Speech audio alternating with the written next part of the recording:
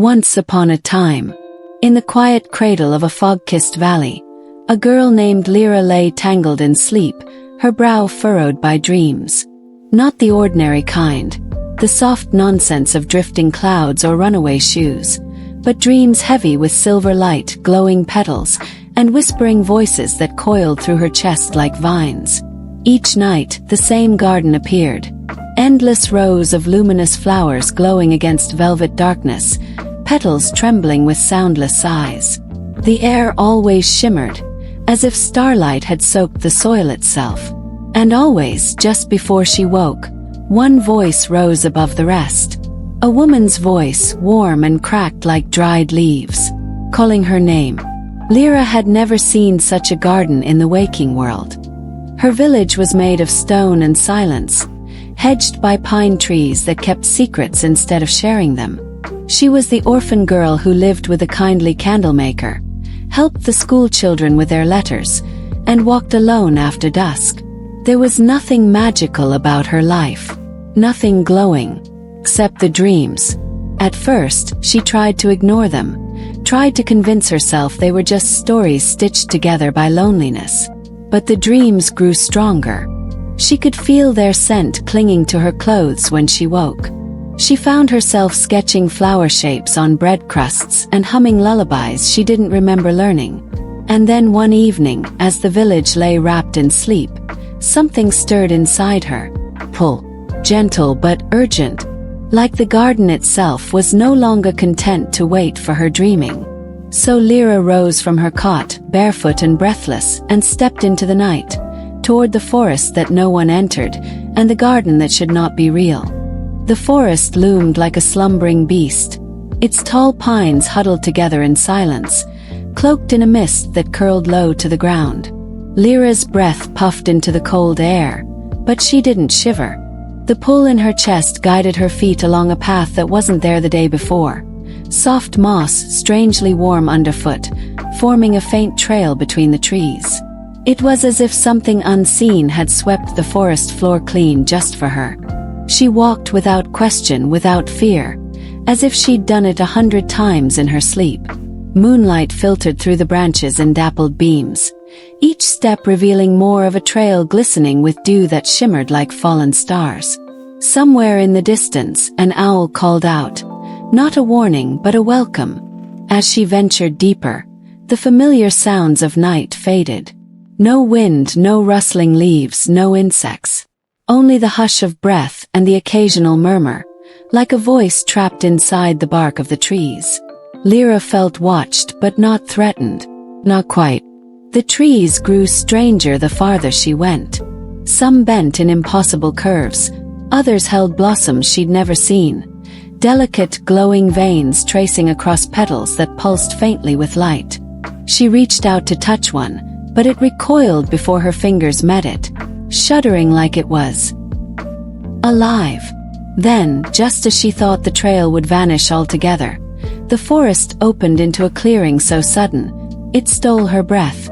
Vines of light arched above a gate, woven branches with silver leaves that rustled though there was no wind. Her heart thudded. The gate was not old. It was growing. Lyra stepped forward. Beyond it, the garden from her dreams waited, awake. The gate parted without a sound. No hinges, no lock, just an unfolding like petals responding to morning light. Lyra stepped through, and the world changed. She stood at the threshold of the garden of waking spirits. It stretched far beyond what her eyes could measure. A valley of undulating blooms glowing in every hue imaginable. Some flowers shimmered like fireflies caught in glass. Others pulsed dimly, like they were dreaming from within. The air buzzed with quiet energy. Not sound exactly, but emotion, thick and humming. Grief. Oh, longing. Lyra took a step and felt it. Soft earth, impossibly warm, like the garden had a heartbeat.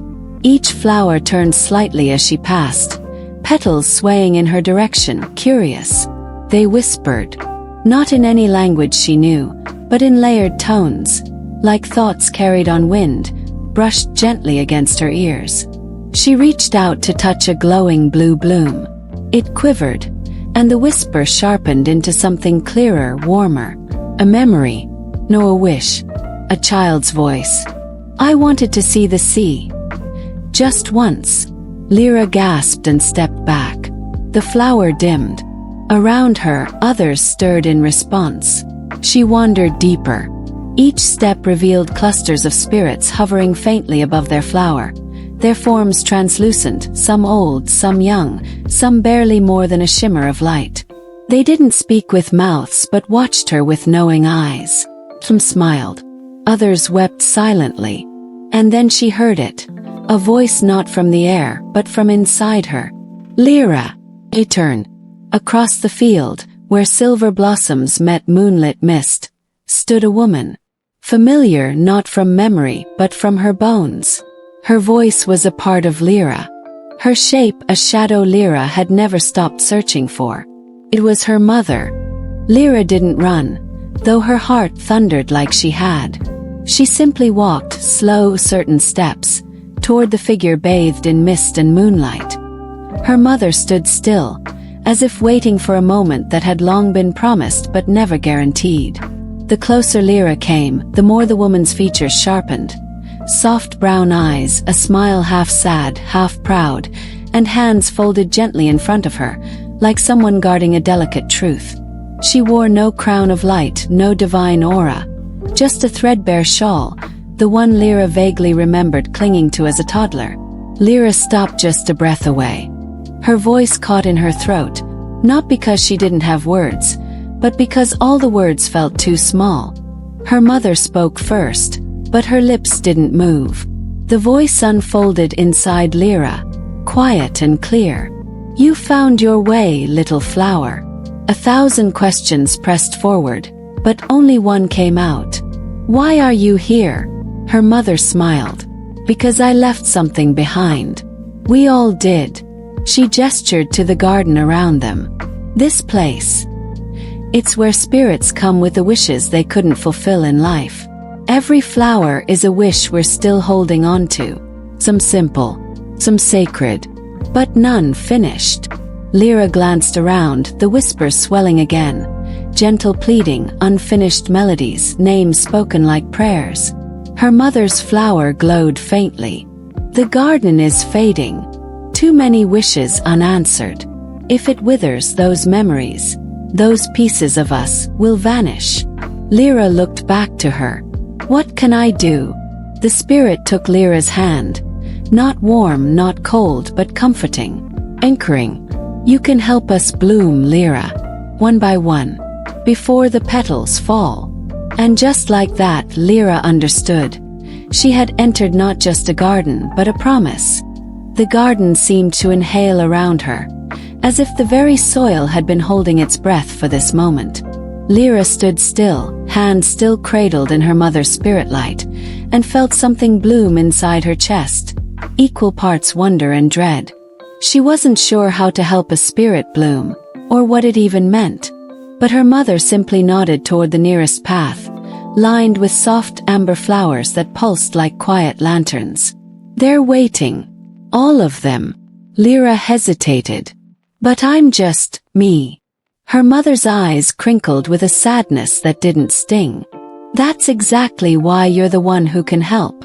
You still feel the weight of wishes. The moment faded like mist at dawn. Her mother stepped back into the mist of her flower, fading but never truly gone. Not yet.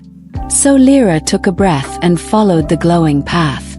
Each step brought her deeper into the garden's heart, where the colors grew warmer, the whispers clearer. She passed a flower shaped like a child's drawing of the sun, and another that smelled like cinnamon bread. Each one tugged at her in a different way. Finally, she stopped at a flower unlike the rest. Round, plump petals the color of peach pie, fluttering like laughter in the breeze. A figure stood beside it. Stout, bearded, with twinkling eyes and flower-dusted hands. He grinned the moment he saw her. Oh, you're the girl they said was coming. Thought you'd be taller. Lyra blinked. I didn't know I was coming. The spirit chuckled. Don't worry, neither did I when I first got here. Name's Tom. Used to be a baker. Still am, sort of. Got a bit of a problem though. Never finished the cake I promised my little girl. Tom's spirit radiated the warmth of an oven in winter. Comforting, a little flour dusted around the edges, and smelling faintly of nutmeg and burnt sugar. He stood beside his flower, which pulsed with a flickering golden light, like a candle struggling to stay lit. She was turning 7, he said, gazing down at the petals. Told her I'd make her the tallest cake in the village. 3 layers, vanilla sponge, raspberry jam, whipped cream like snow. But my heart gave out before my hands could catch up. His voice cracked at the edges, but he smiled anyway. She never got that cake. And I never got to see her face light up. Lyra knelt beside the flower. The scent of raspberries and yeast rose from it, as if memory had taken root in the soil. Is that your wish? To finish the cake? Tom nodded. Not even to taste it. Just to know it existed. That it meant something. Lyra glanced at her empty hands. But I don't have ingredients. Or an oven. He chuckled, brushing ghostly flour from his apron. You don't need them. Just remember it with me. Every detail. The joy in it. The love. Help me see it finished through your eyes. And so she closed hers. Together they spoke the cake into being. The soft layers, the sweet tartness of the jam, the way his daughter's curls would bounce as she clapped. She imagined the joy, the scent, the crumbs left on the plate. When she opened her eyes, Tom was crying. Not out of sorrow but release. The flower bloomed brighter, steady now. Thank you, little one, he whispered. Now I can rest sweet. And just like that, his spirit folded gently into the petals, which glowed once more, and then went still. Lyra stood silently as the last flickers of Tom's spirit faded into his blossom. The flower, once golden and uncertain, now shimmered with a deep, satisfying warmth, like a story finally told. She didn't know how long she lingered there, but when she turned to follow the path, the air had changed. The whispers were sharper now. Not desperate, but aware of her. The garden had noticed, and it was listening. Further along, she came upon a clearing where the wind didn't move and the moonlight pooled like milk. In its center bloomed a pale lavender flower, surrounded by gentle ripples of sound. Not words, melody. High and delicate, like a lullaby sung just beyond the reach of memory. There, curled beside the bloom, sat a child no older than 6. Her feet were bare, her dress simple, and her hair floated gently as though underwater. She wasn't crying, but her silence made Lyra's heart ache more than any sob. Hello, Lyra said softly, kneeling. The child looked up, her eyes wide and fogged with longing. Mama used to sing to me, she whispered. Every night. But I got sick. I didn't make it to my birthday. I just want to hear the song again. Lyra's breath caught. She didn't know the tune. She didn't know this girl. But somewhere deep inside, her own memory stirred. A fragment of a melody, maybe passed down through dreams. So she began to hum. It was shaky at first, then steadier. Notes rising, falling, wrapping the clearing in warmth. The child's eyes widened. Small smile formed. She hummed along. And as the last note drifted into silence, the lavender flower glowed brilliantly. The little girl nodded once, satisfied, and slowly faded, her spirit dissolving into light. Thank you, she whispered, already part of the breeze. The song still lingered in the back of Lyra's throat as she walked on, as though the air itself had memorized the melody. A strange stillness followed, like the garden was holding its breath, waiting to see if she would keep going. She did. The path darkened, not with danger, but with gravity. The blooms here were deeper in hue, rich crimsons, muted grays, violets like bruises on the night. Lyra came upon a flower shaped like folded parchment, its petals thin and veined like old paper. The whisper it gave off was steady, strong, and scent. A tall figure stood beside it, dressed in a worn military coat, hands behind his back. His spirit was upright, eyes like polished flint, but there was something soft in the corners of his mouth. A man once made of orders, now waiting for a single one to be fulfilled. "You're here for the wishes," he said. "Not a question." "I am," Lyra replied gently. He nodded toward the flower. "Inside that bloom is a letter, one I never delivered. To her. Her. My beloved," he added, more to the wind than to her. "I died before I could place it in her hands. She never knew how much I truly meant it." Lyra moved closer. The flower pulsed, and in her mind, words unfolded like script on parchment. "I never needed the war to prove my bravery. Loving you was enough." She swallowed the ache in her throat. "May I read it aloud?" He nodded. "Let the wind carry it. Maybe it will find her." So she read, voice clear, the words rising into the garden like birds. When she finished, silence followed. Deep, sacred. The soldier exhaled, smiled, and vanished, leaving only a single petal floating upward like a final salute. Lyra's voice lingered in the air long after the last word of the soldier's letter had drifted away. The garden, in its quiet wisdom, seemed to wrap the moment in stillness, like honoring a flag being folded with care. She stood for a while, watching the parchment petal flutter until it vanished into the canopy above. Then the path called her onward. She followed it, winding through arches of ivy and hush-colored blossoms, until she reached a tree unlike any other, a weeping willow whose branches shimmered with silver threads. Beneath it, a flower spun slowly in circles, not from wind but from rhythm. Its petals curled like the folds of a dancer's gown. And there she was. The spirit moved beneath the branches, barefoot, graceful, forever twirling. Her gown flowed like water, and her arms carved elegant shapes into the moonlit air. But her eyes were tired. Not from pain but from never stopping. Lyra watched for a long moment before she dared to speak. "You're dancing."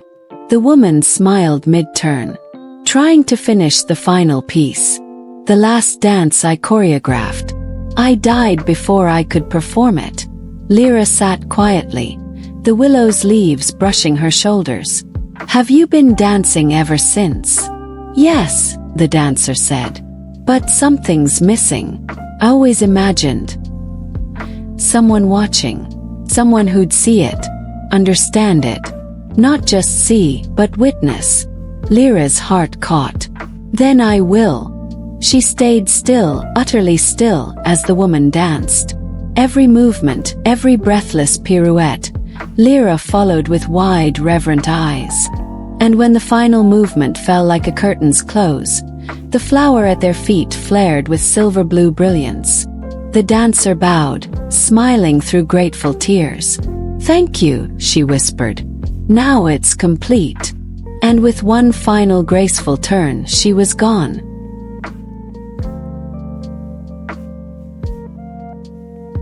Lyra remained seated beneath the willow for a time, her legs folded, her thoughts drifting like the fallen petals around her. That final twirl. It echoed in her bones. The garden didn't just want action, it wanted presence. Sometimes the wish was not to do, but to be seen.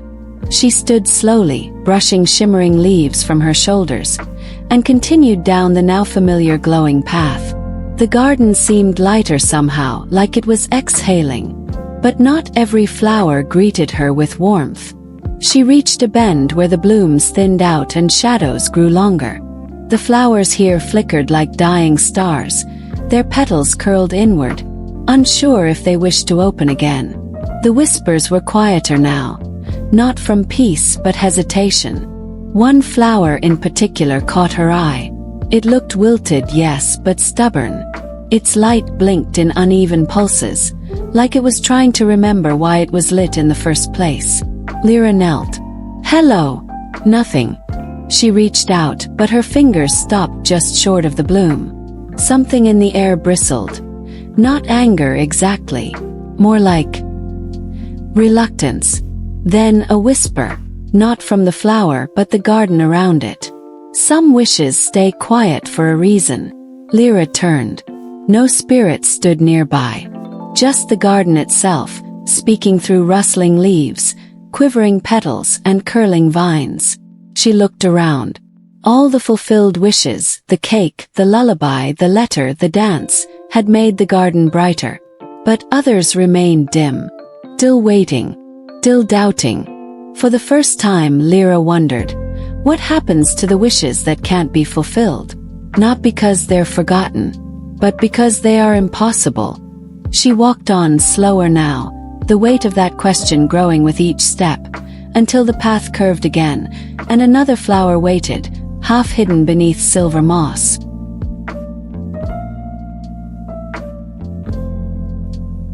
The next flower was quiet. Too quiet. Its petals were deep blue, so deep they bordered on black, and tucked so tightly into themselves that they barely looked like a bloom at all. Moss grew thick around it, as if the garden itself had tried to forget this particular wish. Lyra crouched beside it, gently brushing the moss away. As she did, the air grew colder, more still. This flower wasn't whispering. It was holding its breath. Then she noticed something strange. The soil beneath the petals wasn't warm like the others. It was cool. And buried within that chill was a faint shimmer, barely visible. A spirit, but dimmer than any she had seen. The figure flickered into clarity. A man, middle-aged, worn at the edges, seated cross-legged beside his bloom, arms crossed like a child refusing to speak. He looked up with a raised brow. Ah, another helper. He said it like an accusation, not a greeting. I'm not here to force anything, Lyra said softly. Only to listen. The man gave a low, tired chuckle. That's what they all say. She tilted her head.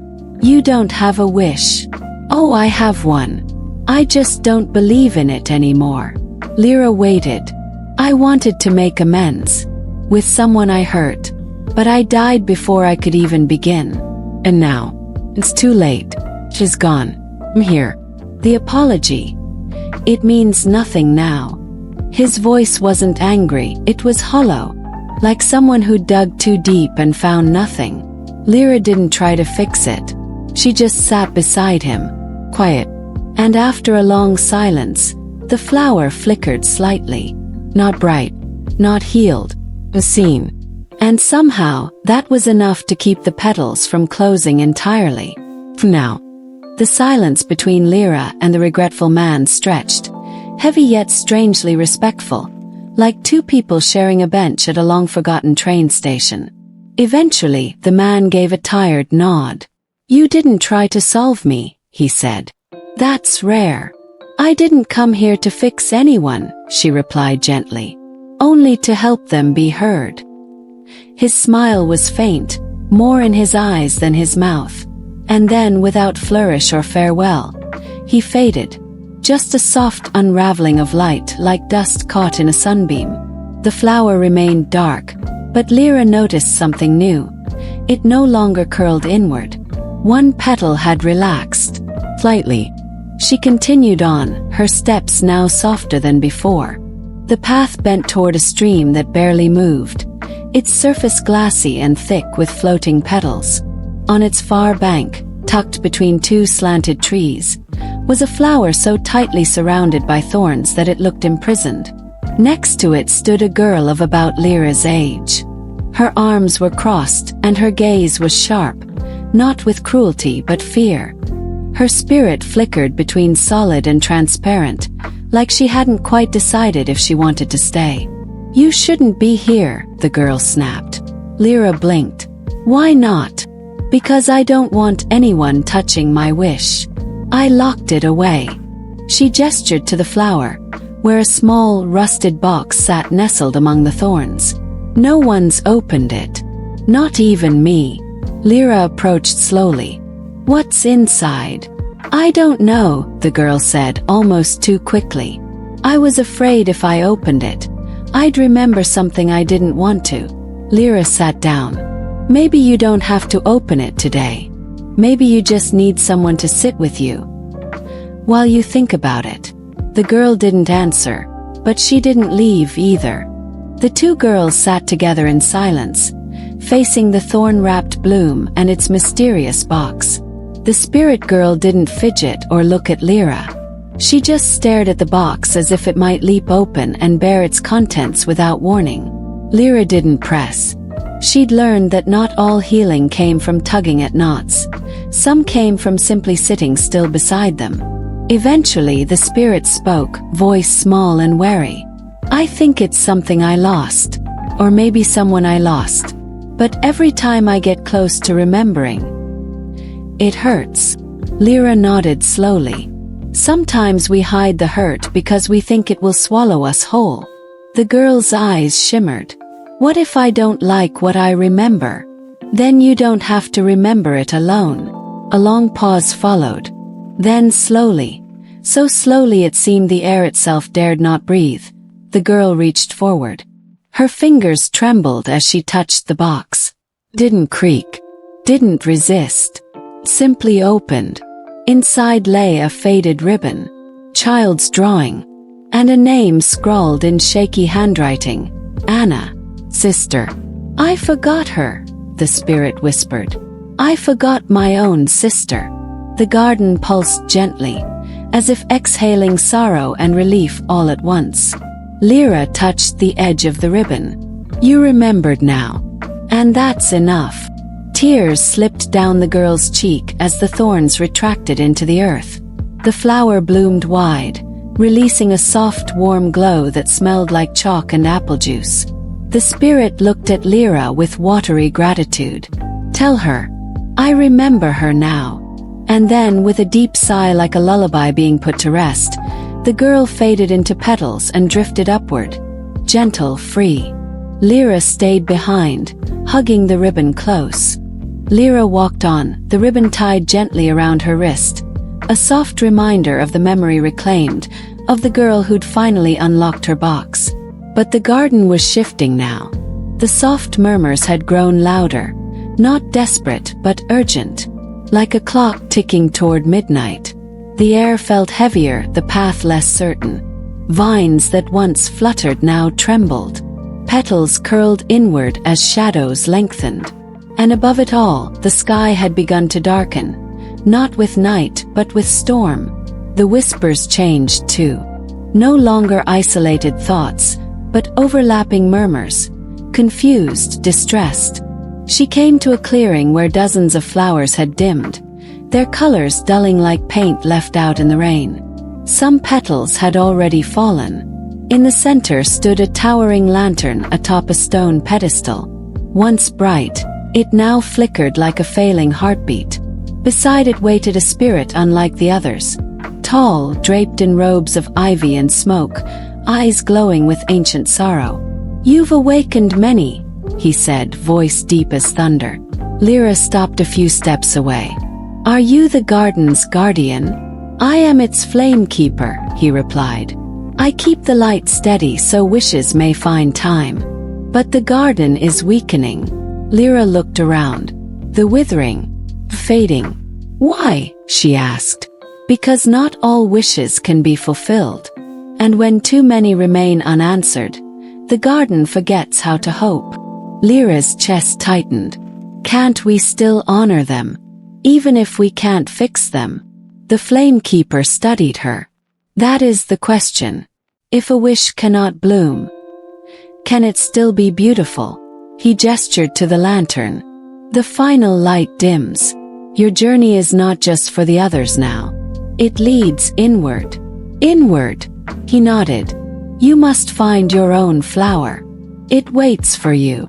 The word inward echoed inside Lyra like a distant bell tolling from a place she had long avoided. Her own flower. She hadn't come to the garden for herself. She came to help the others, to listen, to witness, to comfort. The idea that she, too, had left something behind chilled her. The flamekeeper turned from her, stepping back into the shadows near the flickering lantern.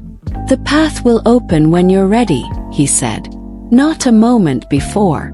And as if summoned by her breath alone, the path ahead shifted, stone giving way to soft grass, the moss parting like curtains to reveal a winding trail that glowed faintly in a shade she hadn't seen before. Soft silver. Familiar. Like moonlight reflected in a tear. She followed it.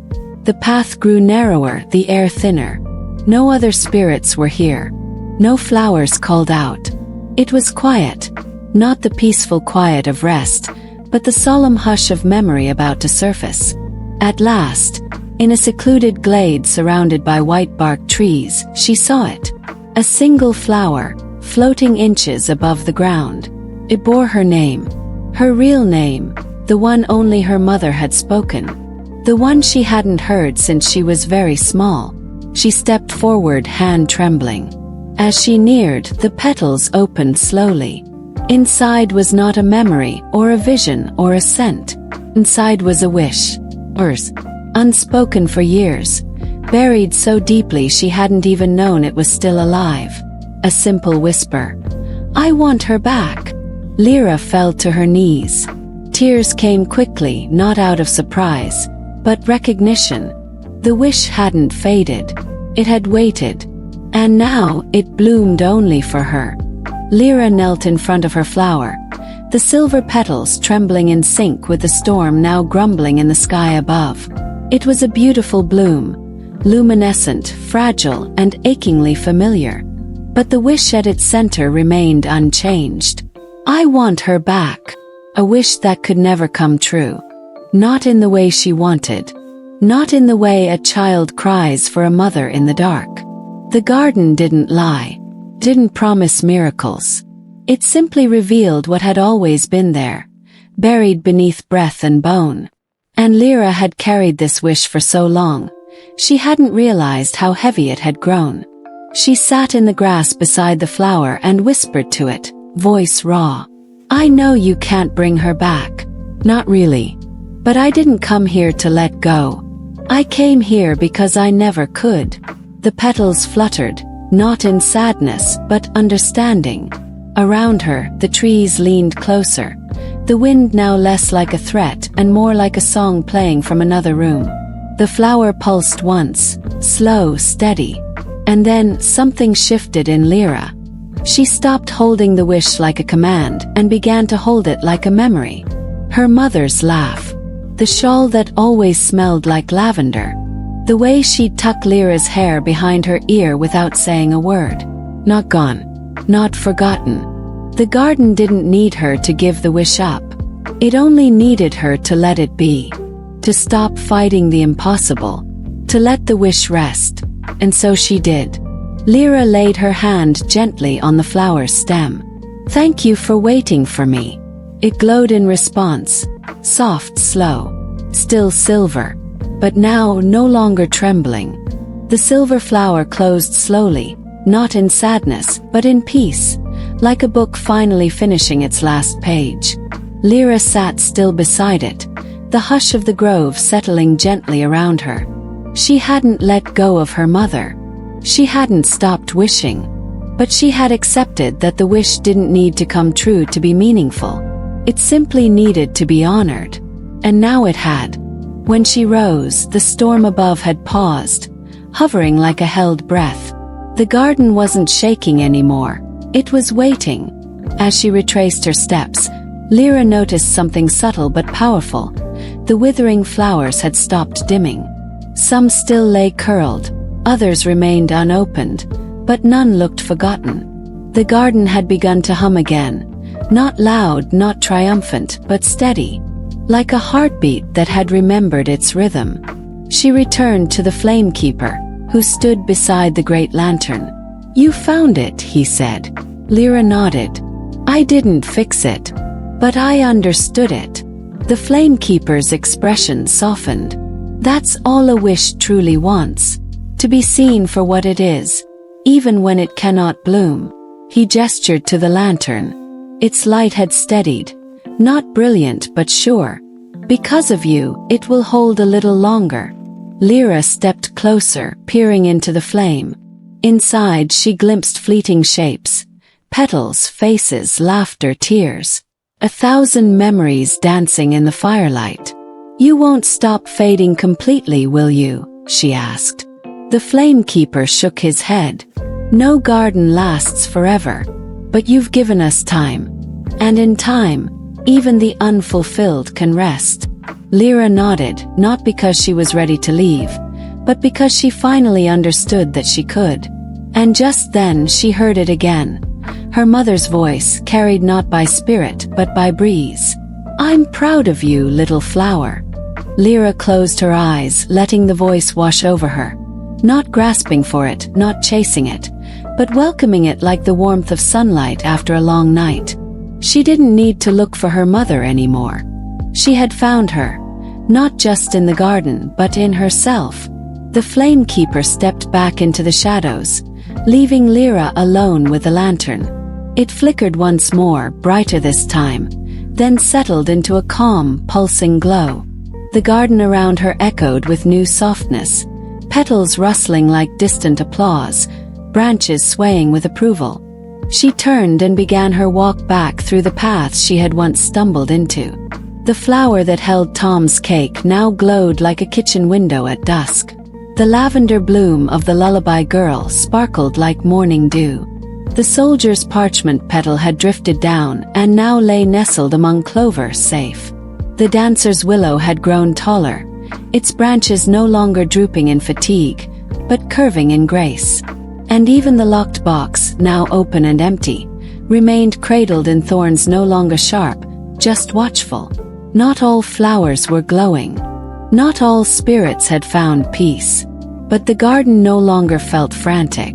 It felt tended, cared for. She paused before the final path, the silver trail she had first stepped upon, now dimming behind her. Closing chapter. Behind her, the whispers had grown quieter. Not gone, never gone, but resting. Before her, the first light of dawn crept over the horizon, spilling gently into the edges of the garden. She took one last look, then whispered, "Thank you," to the flowers, to the spirits, to the part of herself that finally let go. And with that, she stepped beyond the gate, back into the world of the living, back into morning. The forest welcomed her differently this time. Where once it had loomed dark and uncertain, now the trees swayed in rhythm with her breath. The trail of moss beneath her bare feet glowed faintly with the garden's farewell.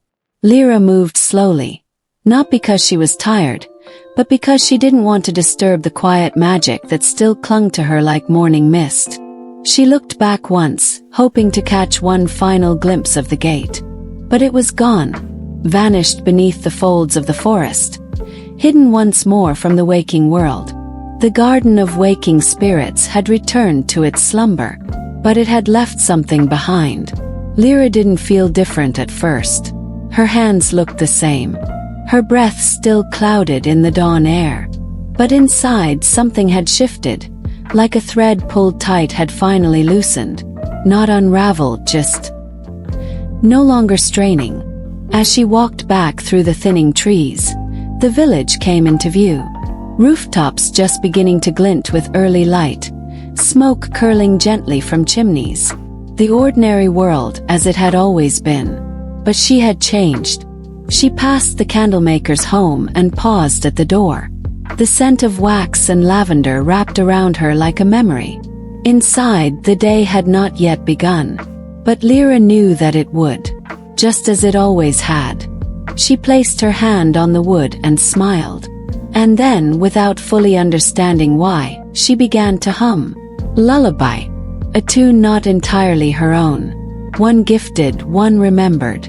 A song that had lived in the flowers, in the soil, in the silence between unfinished wishes. The wind caught the melody and carried it down the street. Somewhere a window opened. Somewhere a heart softened. The garden was gone, but its story had begun to bloom. The village slowly stirred to life as Lyra returned to its quiet rhythm. Doors creaked open. Roosters crowed. Children's laughter trickled through alleyways like water finding its way home. But Lyra didn't rush to join them. She sat beneath the old cedar tree in the village square, the one she'd passed 1,000 times without ever noticing the way its branches arched like arms embracing the sky. Her fingers toyed with the ribbon still tied at her wrist, frayed now but impossibly soft. A token from a spirit. A story sealed with quiet bravery. As she sat there, the world seemed both unchanged and entirely new. The baker's bell chimed faintly in the distance. Somewhere a lullaby was being sung. And though no one else could see it, Lyra knew the garden had left something behind, woven into her, into the roots of the world, into every small, quiet kindness that might never be noticed, but always mattered. She looked up at the sky. No more storms. Just a pale blue canvas and a soft breeze that whispered through the leaves. Not voices this time, but reminders. That every soul carries a wish. That some wishes bloom, and others simply rest. Lyra closed her eyes and let the morning hold her. The wind swirled gently around her, lifting her hair like petals on the verge of dancing. And for the first time in a long time she felt whole. Not because everything had been fixed, but because she had finally understood that some stories, like gardens, aren't meant to be perfect. They're meant to be tended. And so she would keep tending. One step, one breath, one whisper at a time. Because even in the waking world, some flowers still remember how to glow. And now, dear listener, let it all grow quiet.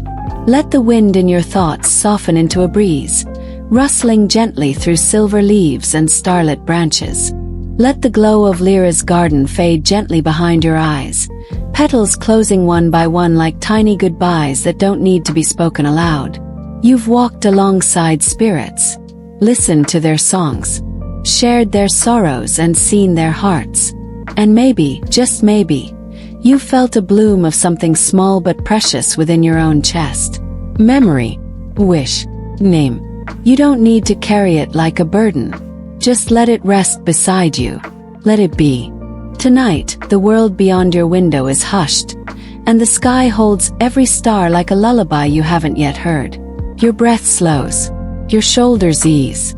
Your thoughts begin to drift, not away from yourself, but toward the parts of you waiting to be remembered, like a garden at dawn. So close your eyes, let go of the day, and know that some wishes are not meant to be answered, but simply held gently like the curve of a petal. The garden is quiet now, but it is not gone. It lives in you, blooming in silence, glowing when no one is looking. Sleep well, little soul. Sweet dreams.